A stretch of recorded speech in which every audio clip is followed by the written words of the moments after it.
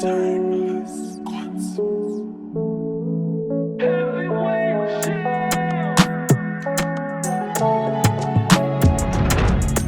Andinobuda mangwanani ndakananga kune vamwe kumarimuka. Muna mato wangu ishe ndiringewo, ini ndinoda kuchengetwa newe iwe. Handizivi kuti rinotoka ndavepiko, handisarudze ndinoti chero chamuka ini.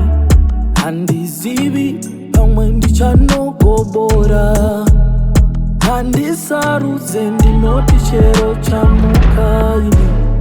Kutsvaga kuti vana vangu vasaziye nenzara kumba uko. Kungwavha kuti vana vangu vasaziye nenzara kumba uko.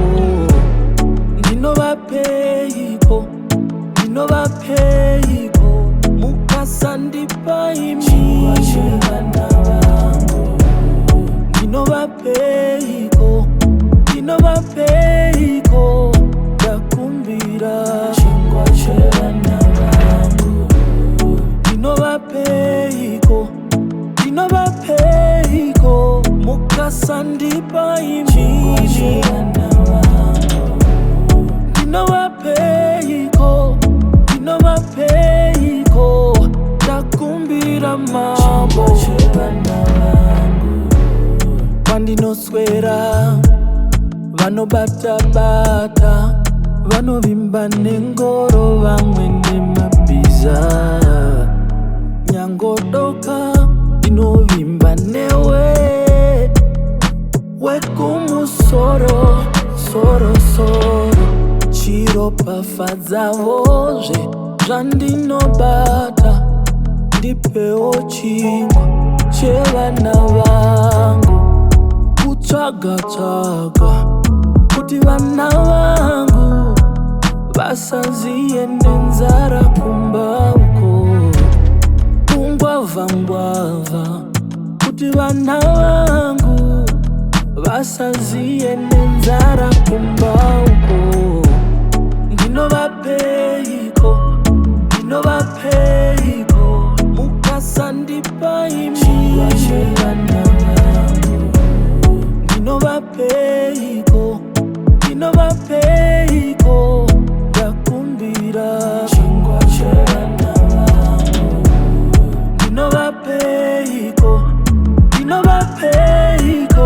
mukasandipa imi vana vangu. Ndinovapeiko ndakumbira mambo chevana vangu. Ndirese mambo kana wada, usandishayisavozve.